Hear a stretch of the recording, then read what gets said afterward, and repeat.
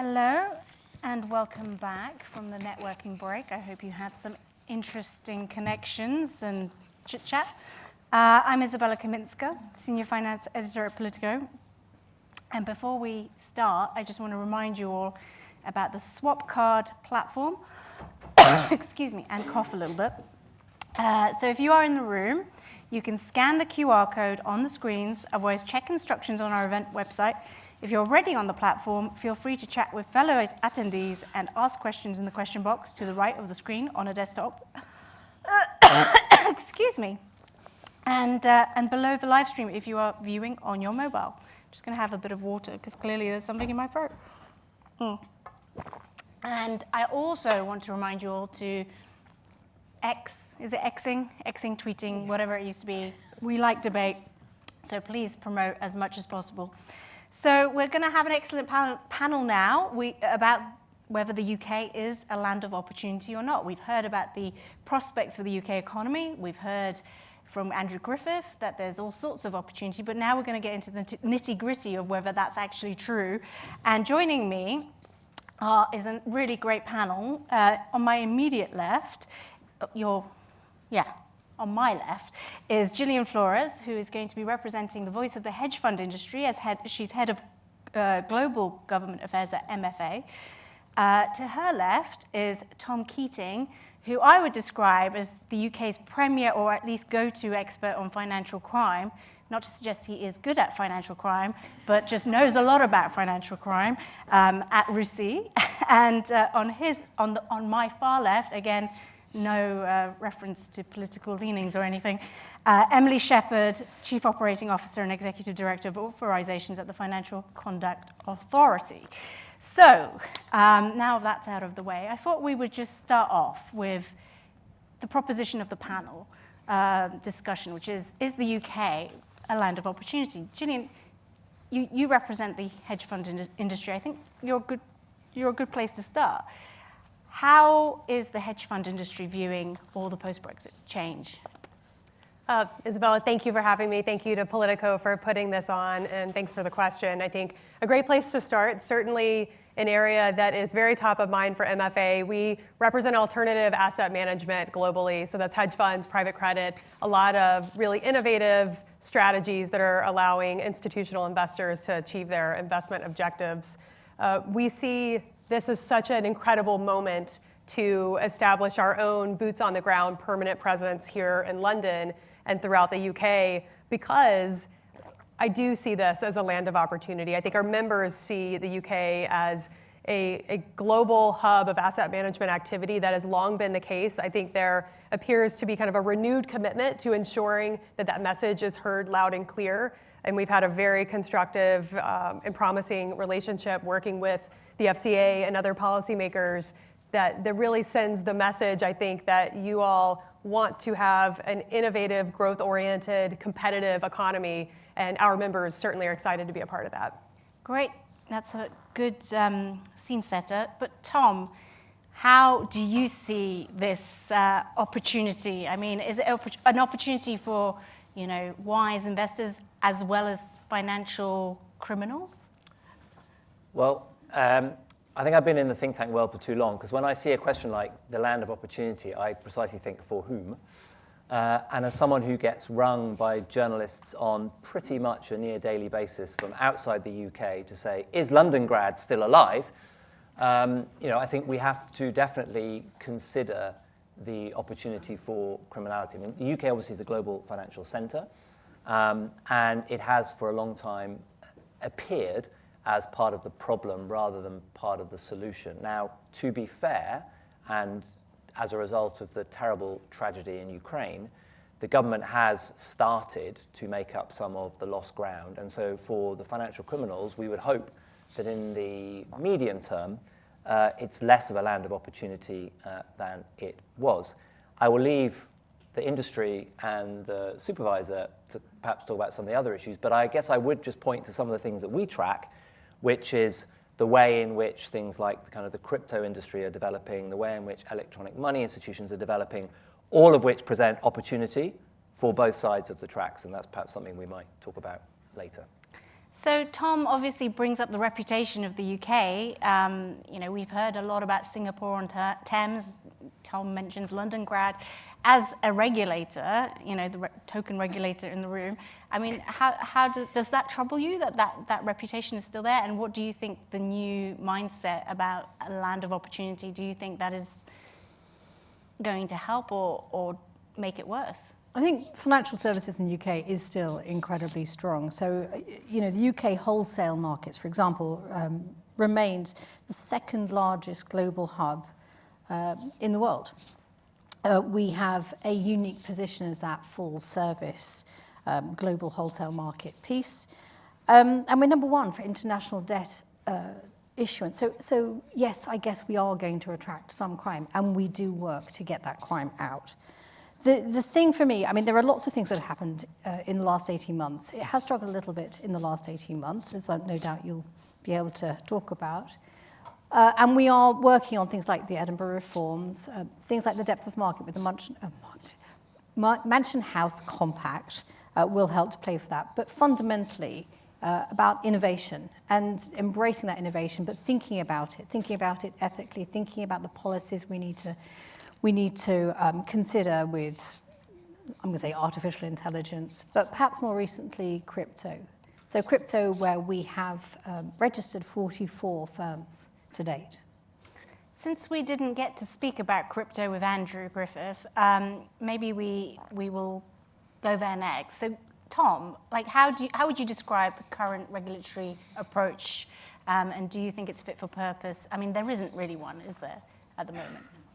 No, and I mean, I guess the first thing I would say is that if we were having this conversation 4 years ago, then actually there was no thought going on, not just in the UK, but really anywhere on crypto regulation. And just to be a geek briefly, that issue was grasped by the Financial Action Task Force, the global standard setter for anti-money laundering and the rest of it. And actually, it's impressive how fast that organization has moved. The question now is, of course, how is that then going to be implemented in different countries? And immediately we see different attitudes. So I spent the last, earlier this week I was in Latvia, and I was listening to an official from Estonia talking on the record about how they'd had so many crypto firms operating in Estonia. It had become a real problem for them, and they introduced this new law last year, and I think they closed down sort of 400 crypto operators in the first few weeks. So the point is that I think different countries are at different stages, and that therein I think lies a bit of a risk, because of course crypto is cross-border, and if we're not careful, we find ourselves exposed to the risks of that here in the UK, even though at the moment I would argue that actually UK is being relatively cautious, despite perhaps what the Treasury wants. I mean, be careful what you wish for is the story from Estonia. Yeah. So what would you say to the Estonian approach? How are you looking at that and learning from it? I think Tom's right. I mean, you need to eventually think about this in a global way, because crypto works globally. We did take perhaps a prudent approach to begin with crypto, and there was a little bit of pressure, to be fair, at the registration stage. For that, the rules that we used were exactly that, anti-money laundering rules. Now, things have progressed. We are looking at financial promotions rules as well, and we are very focused on firms that are operating without permissions to promote or incorrectly promoting crypto as something that it isn't. Treasury are working very hard and thinking about what the future of crypto will be, and we are aligned with them, working alongside them. Tom, you wanted to get in? Well, I just obviously quite a prominent article in another publication recently from Charles Randall, kind of querying the approach that the UK is taking to crypto regulation. And I guess my sense is that perhaps alignment between Stratford and Whitehall is not perfect. I'm asking the questions now, sorry. There you go. I mean, it's a good question. So I did read Charles Randall's point. I mean, he is independent now, so he's not associated with the FCA. Anything before it's done, there's always going to be a conversation, but we're absolutely talking, we're working things through, and that's part of a normal negotiation process or exploration process. But It does seem like the UK is definitely looking to be, at least a little bit more slow in terms of administering crypto rules, and maybe not. And I mean, it does look like they're pulling away from what the EU has done and what the US is doing. They do seem to want to embrace that industry. Is that fair, do you think?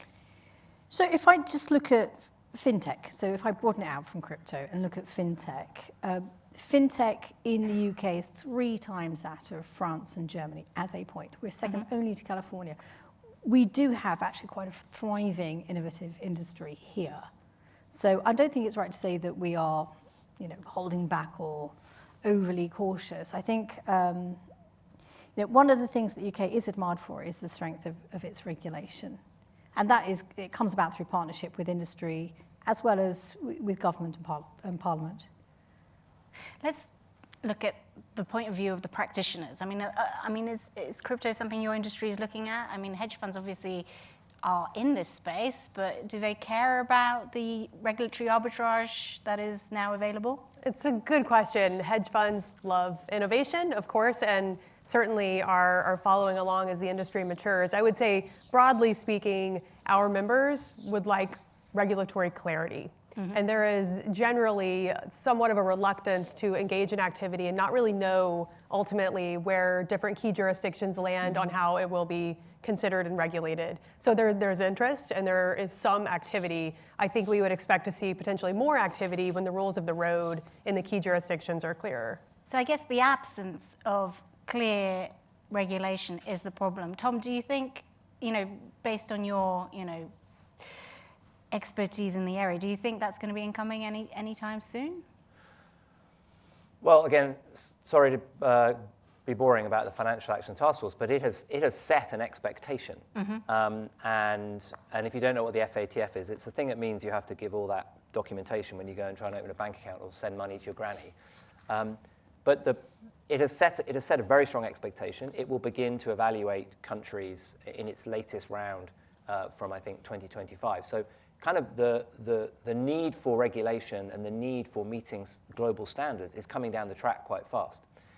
Now, FATF is a minimum standard. It's not a ceiling. And so therefore, there is inevitably going to be some difference, some arbitrage. But the need for regulation will be there. And I think once we've got regulation, then you can go to town with your hedge funds or whatever it is to figure out how to make money out of the differences that will unnecessarily be there. So, but where we are now, is there a risk that the UK falls onto the grey list because of a lack of regulation on crypto, or what's? Far be it from me to suggest where the UK should be. But I mean, it's certainly the case. I think if you're a leading global financial services centre, then you better have the regulation in place to deal with the responsibilities that come with that. And I don't think we can be selective about what sort of financial instruments and other investment opportunities pass through London. It's difficult enough to control. So we need to have very high standards, because otherwise, to your point, there's plenty of plain sight to hide in because there's so much financial activity in the UK. Right. Shifting gears a little bit, I think this demonstrates one of the issues the UK has in trying to become the land of opportunity. Ultimately, it's an international, global regulatory system that now applies to almost everywhere. Emily, do you think that limits the scope for opportunity? No, I don't really think it's a limiter. If I pull out one example, the Smarter Regulatory Framework, which is the mechanism by which we're looking at all the rules and we can make them appropriate for the UK market, together with our directive for the secondary competitive directive. So thinking of all those things together, they all need to be balanced with the fact that it's not just the money that moves globally, but the firms are predominantly global as well. So we need to consider regulatory burden with it. If we're too different from everybody else, then the cost of doing business here becomes excessive. So that is a balance that we do need to strike constantly. If I could maybe jump in on the balance point, Emily, that you're making.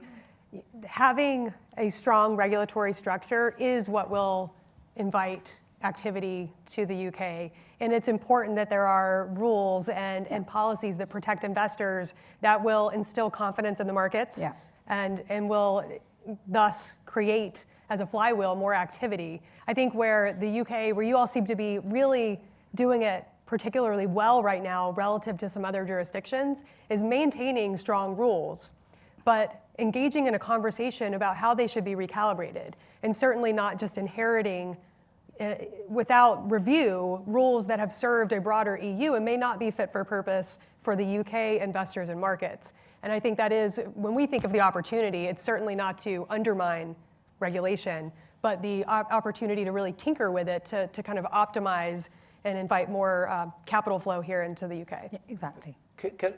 Tom. Can I just give a counterpoint to that, which is that I spent 20 years growing up in the capital markets in London, and the number of times people would talk about, well, the history of the Eurobond market, and the Eurobond market is what it is because of regulatory changes that were made in the United States when the Sarbanes-Oxley was brought in. We all sat there going, this is boom time for us in London because that's going to create impediments in the United States, which was obviously the main competitor financial market. So whilst I would like to believe that people go for the beacon of regulation and we want all of that, and you want rule of law and you want to know contracts can be enforced and stuff, I'm not necessarily convinced that there isn't an element of, if you like, regulation shopping in the financial services industry, and therefore we might want to have a more attractive shop front, and I'm not necessarily sure that an attractive shop front is a tougher shop front.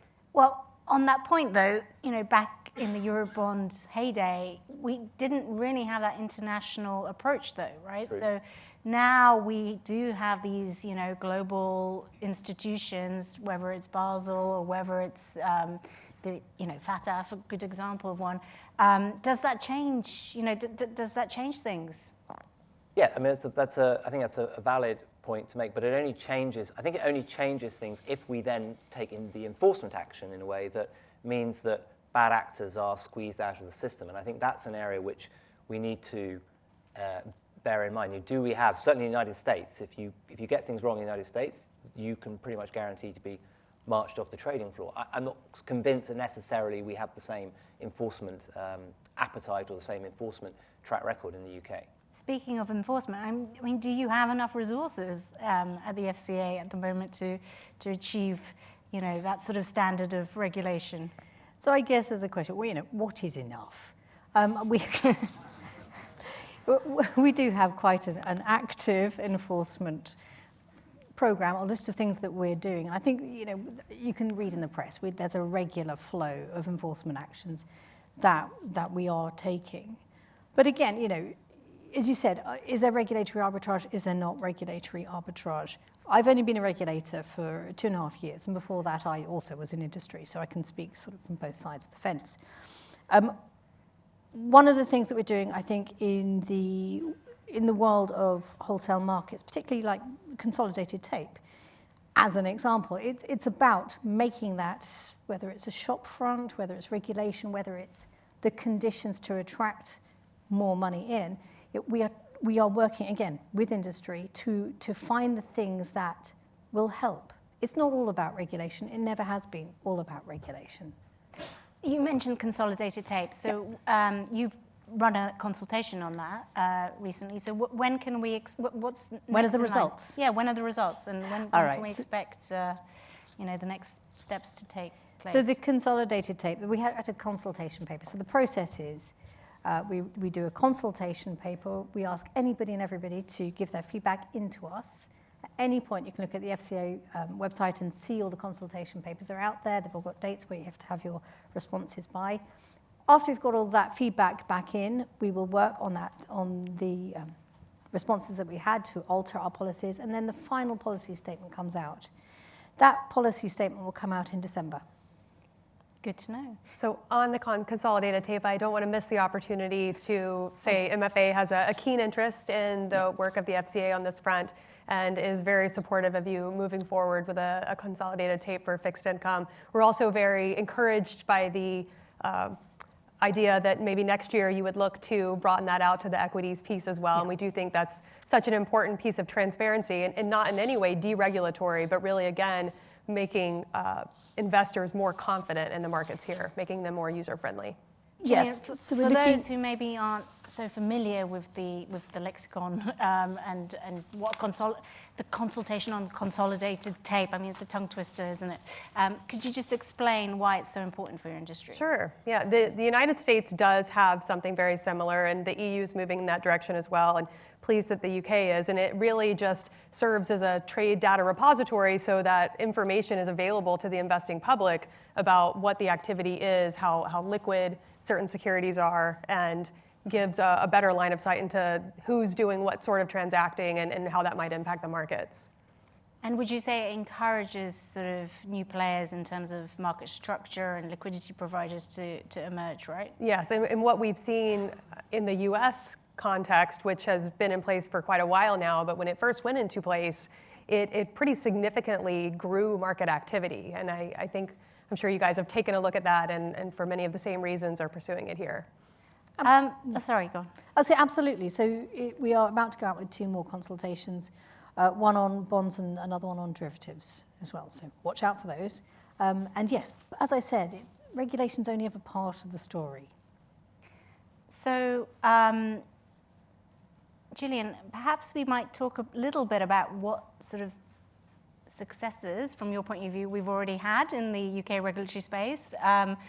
Let's talk about short selling. So we've had, that's probably been the biggest sort of move so far in terms of dropping the disclosure requirements. How has that been received? Well, a huge development and a really strong message, I think, that the UK is sending around the world about its commitment to getting regulation right, preserving it and getting it right. And it does modify disclosure. We think it enhances pretty substantively disclosure in a way that is more useful for investors. So what basically is in the process of taking place is what would have been individual manager level position disclosure to the public. So a short seller or any investor takes a short position at a certain threshold that is told to the public. There, of course, is IP in doing so. There are great incentives to not short at that threshold so that you are not releasing all that information to the public. And the UK has taken a look at this and looked at the data that shows that the current individual manager position reporting actually causes a lot of herding behavior. It actually increases volatility, and it really harms price discovery because, again, there's an artificial exercise of the position that otherwise might be higher if you're really just looking at the fundamentals because of this disclosure threshold. So it is being replaced with aggregated disclosure. As an investor, do I want to know before investing in a security how much it's being shorted? Absolutely. I think that's decision useful as an investor, but it doesn't really matter if it's this manager doing this amount or this one doing this. It's the holistic picture. So providing that to the investing public is a really, I think, strong step, and it will encourage more activity because even investors that aren't necessarily hedge funds have the need to short in order to hedge other long investments. And when they can more comfortably do that here, they will be taking more of those long investments as well. Yeah. And any views on how that has come to pass? Was it a smooth process getting it underway, like the new regime? From an FCA point of view, like in terms of, I think one of the things that the FCA internally, what we're working on quite hard is the speed at which we can get new regulation out. Part of that smarter regulatory framework is looking at 30 files, big leverage files, that's how they were described, of rules, and that's a big task. So getting through those files, making the tweaks and making them the right things to change does include a massive partnership, as I said. So I think, as Julian explained, part of that is working with industry, part of it is working with government and with Treasury as well. Treasury have things to do here too. I sense we might be losing the room a little bit, so I thought maybe we'd take some questions. Lost me as well. Sorry? Yeah? Well, that's bad. Okay. We do have one question, but it's somewhat controversial. I'm not sure if it's really relevant either, but it says here, maybe Tom, you could take this. The panel refers to bad actors Aren't the central banks the baddest of the bad? Wow. I mean, I don't Uber market manipulators. Well, I guess the central banks have had some tough jobs to do in recent years. I guess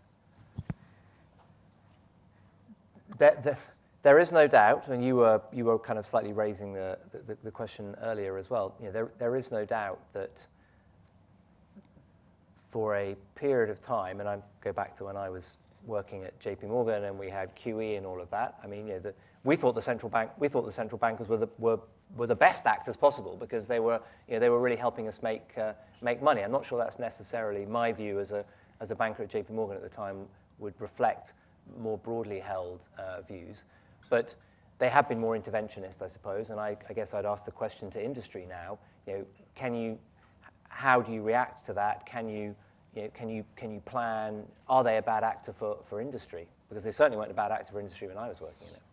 Right. I mean, what's interesting also, I think, is what qualifies as market manipulation these days anyway. I mean, because, not in the UK, but in Poland recently, there was a big spat about whether the government was manipulating energy prices ahead of the election. And, this made front page news, but realistically, the government is kind of free to do that. Gillian, do you have any view on, can you even regulate you couldn't you? How do you regulate the central bank on its that's nefarious job description, manipulative actions in the market? I think, it's a great question because it's obviously slightly controversial. But when we think of bad actors, we are thinking, aren't we, of people who work slightly more surreptitiously and are there for their own personal gain. A central bank is, if nothing else, transparent.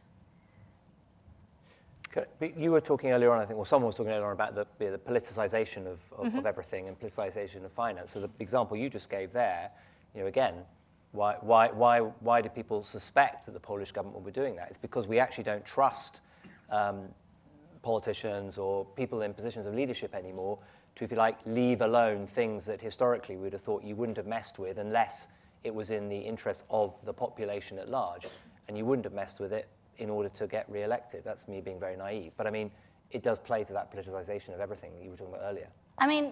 Not that we prepped this, but I am going to throw in a question about the intervention power that was scrapped earlier I think it was earlier this year or maybe last year. There was a proposition for the government to have more intervention power with the Bank of England and with the FCA. Do you worry that might come back as a proposition?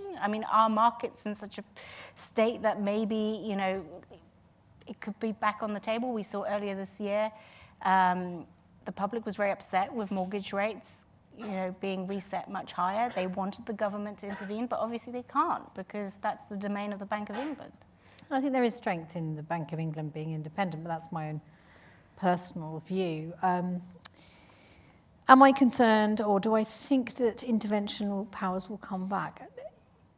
If it comes to a crisis, the government can step in, Treasury can step in now. There are a certain number of intervention rules that already exist. I think the reason why it was discussed, and it's right for things to be discussed, but one of the reasons why it's taken off the table was that strength of independence and what that gives.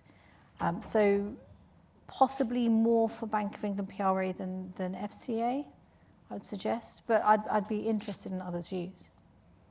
Any views on independence? Yeah, maybe just to build on both of the broader question around central banks and the independence as well. The decisions made by central banks, I'm not here to share a view on whether they're the right or the wrong decisions. I know they're lofty and weighty, but they do impact market dynamics. And when rates rise, it can impact government funding needs and sovereign debt issues. And I think it's just another example of why it's so important for a diversity of participation in these key markets, especially because of the potential for there to be volatility, sometimes maybe driven by central bank activity. The independence, I would say, is very much respected, and monetary policy is not something that should be politicized. Maybe relevant, maybe not relevant, but we see right now there's a bit of a kind of race to issue stable coins and also CBDCs within that context. I think there's an arms race between, say, some major jurisdictions, the EU especially. The UK is in the midst of some, I think the HMT and Bank of England are working together on a stablecoin proposition. Do you think, therefore, that is going to be an opportunity for the UK to be a first mover? We saw this week with stablecoin legislation especially, they want to embrace stablecoins by giving them access to the Bank of England. Tom, any views on whether this is good or bad? Well, you and I have been around this boy a few times.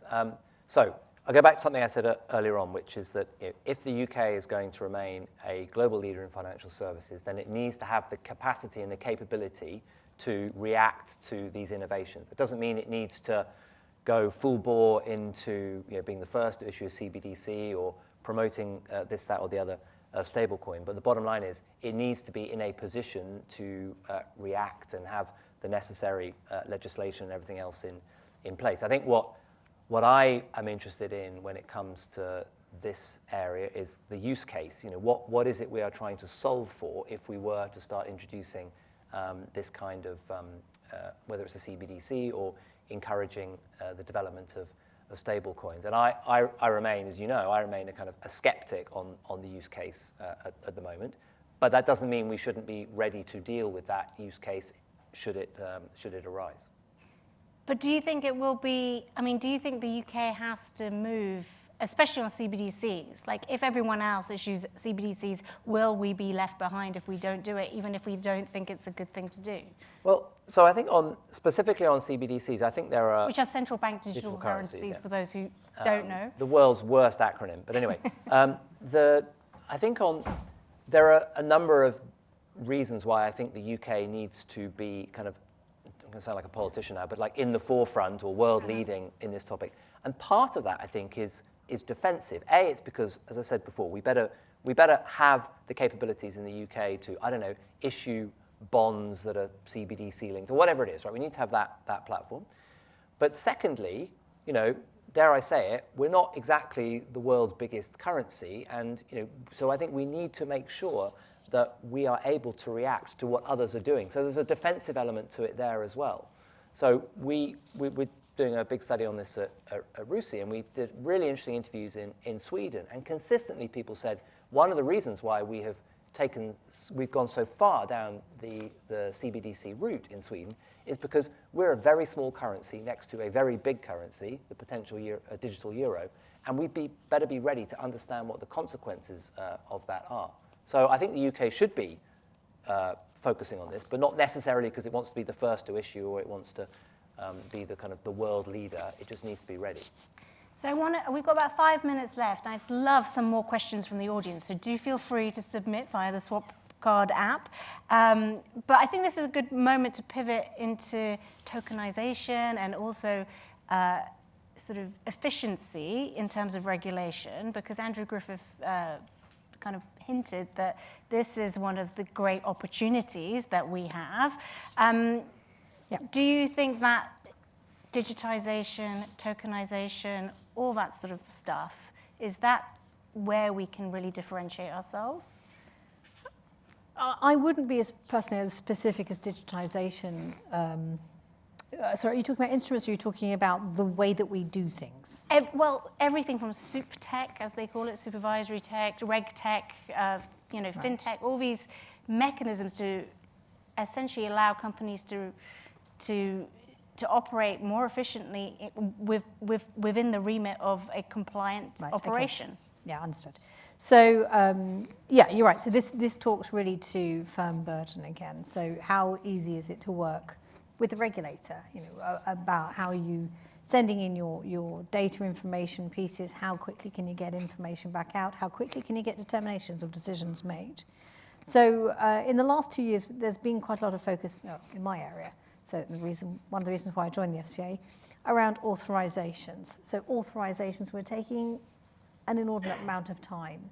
And we have worked through a three-pronged strategy. First of all, get things moving quickly with people. Secondly, look at the process, look at risk appetite. And thirdly, move to, a digitized approach to authorization. We're now in that third stage. And so we're moving away from application forms in their old way to a digitized form that people fill in. It gets sent through once we know that all the information is there. We augment it with information we have on our side. And the speed that can create is phenomenal. So we've done that with senior management regime forms, a thing called Form A, which is a good place to start. So we've done that with one form. We are going to do it over more forms. But basically, if you look at the senior management regime and the SMCR stats, they have moved to the lower quartile is around 27 days. That's how quickly we now get a determination made, and it had been 6 months. So it is much, much faster, partly through digitization, but partly because it's a focus for us to be more efficient. It is one of my focuses to be more efficient as COO. So more generally, I think the FCA has spoken quite a lot about the way that we're going to use data, about making sure that we only ask for data that we are going to use, that we're able to give back and give insights back to industry. And we're working on that alongside the PRA, so we're working on the same way of getting information in. And then from a sort of step back and look inside, a little bit to Tom's point, I'd be very happy to know that we can look at all of that data and do data analytics across that data to find the spurious bad actors. So we can actually pinpoint and be quite proactive on things that we think are outside of tolerance. How concerned are your members about sort of efficiency of, all of this stuff, like regulation, authorization?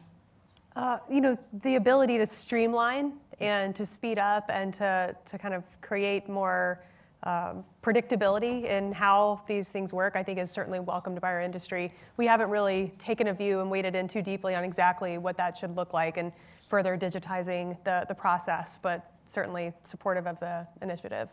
So I'm going to give Tom the last word. We've got 1 minute left.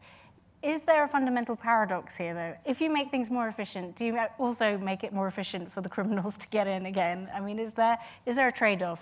Of course, there is a trade-off. I think where we have to be, so there's a tension. There's a tension between wanting to be an innovative, world-leading, pick your overused superlative financial center, and the kind of the regulation and the sort of is a bit of a drag. And you see that in some of the fintechs that operate in the UK. I mean, they're kind of well-known brands, but they don't necessarily meet the standards that they probably should do. And I would just say that we hosted the Deputy Secretary of the US Treasury at RUSI recently, and he made this point very clearly, which is that I'm all for innovation, but you better have the governance in there from the very start, because if you let innovation get ahead of governance, then you're going to have a problem. So I think that's something we're going to have to bear in mind. But it feels as though in the UK there is a healthy tension between those, and we sit between the FCA and Treasury, and we watch the fistfights in the street, and that's healthy. Thank you for that, Tom. I'm afraid we're out of time, but that has been a fascinating discussion again. I don't know, maybe quick straw poll from the audience. Is the UK a land of opportunity? Hands up if you think yes. Oh dear. And no, just to make sure, 'cause sometimes people are hesitant. There's no. Wow. There, that's good. There's a lot of undecideds. Go forth and opportunitate. There you go. I think that tells us everything. Well, thank you very much. The next panel is going to be here. I'm staying on, so everyone stay in the room, and I will invite you all to leave this way. Thank you.